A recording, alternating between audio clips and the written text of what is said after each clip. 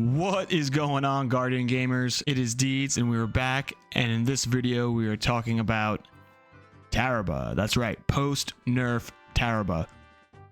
Now originally, Tarrabah had a 16 zoom. It was recently nerfed down to a 15 zoom, and we're taking it into the Crucible, we're testing it out, we're seeing if it's still viable, and we're seeing if it was just a shadow of its former self. Now, the Tarrabah originally came out in Season 7. It was the raid exotic for the Crown of Sorrow, where you would beat Galron, and this would randomly drop. The Tarrabah can no longer be acquired from the Crown of Sorrow as that content was vaulted. So now you must get it from the exotic archive in the tower. If you do not know where the exotic archive is, it is located in between the two vault spaces near Shaxx and the gunsmith. At the time that this video is recorded, the aggressive frame SMGs are definitely the current meta. Bungie already has stated that they have plans to change the 750 RPM aggressive frames, as well as making changes to rangefinder.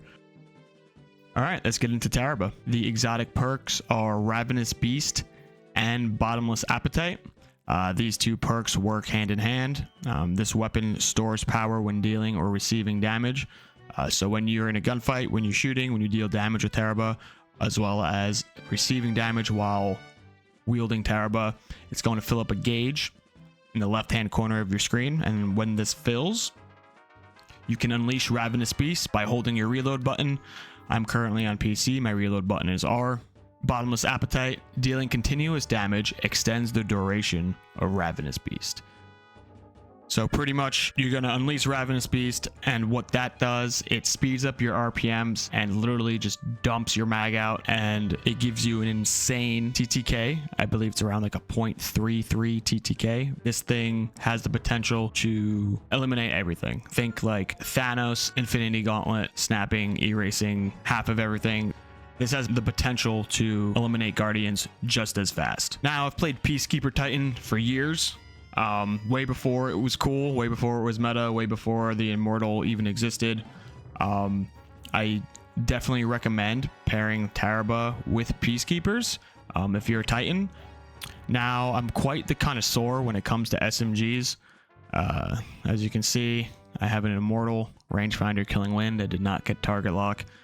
We have our year 1 anti-IP with kill clip. This thing was a beast. It still is a beast. Ricochet rounds, kill clip, range masterwork, has that 17 zoom. This is my year 2 anti-IP. It's as close to the year 1 as I can possibly get.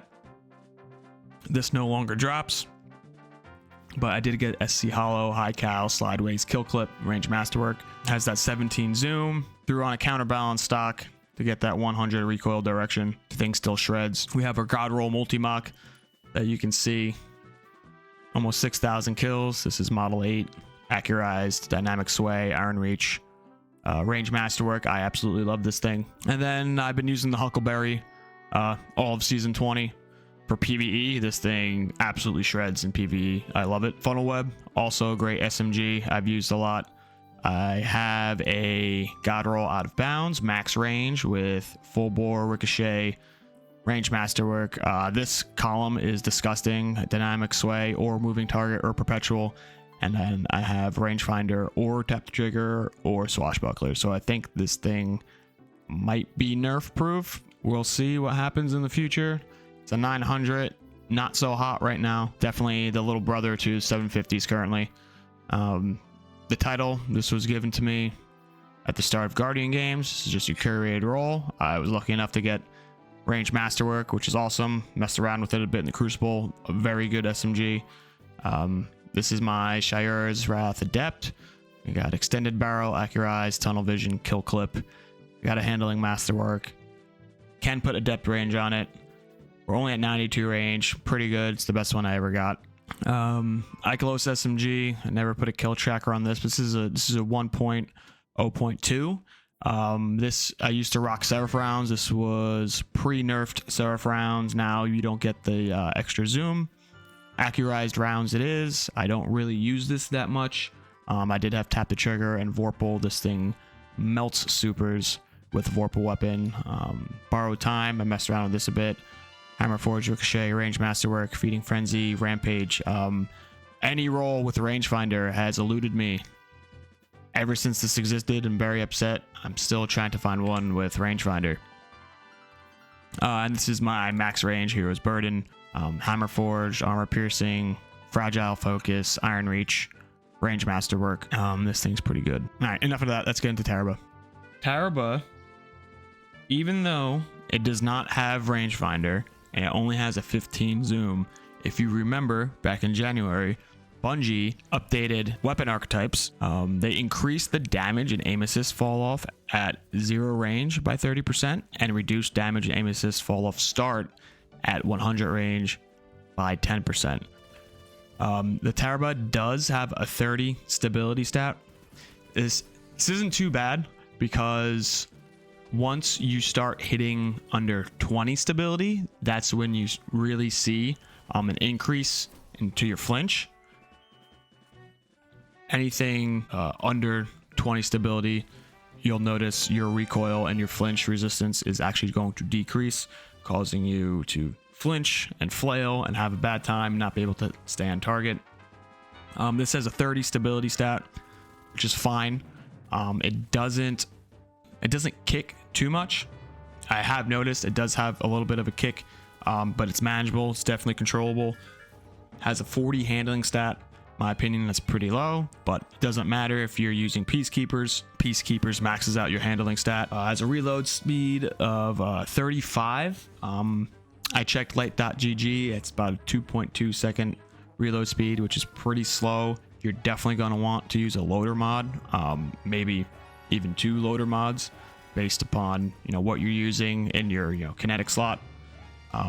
40 aim assist. This is about on par, if not above average, for 750s. And like we said, it has a 15 zoom. This has a 23 airborne effectiveness. That's pretty much on par for 750s. Keep in mind that Peacekeepers will give you a plus 40 airborne effectiveness to SMGs. Now, where's Tarrabah good? Tarrabah is good in almost every type of PvP format.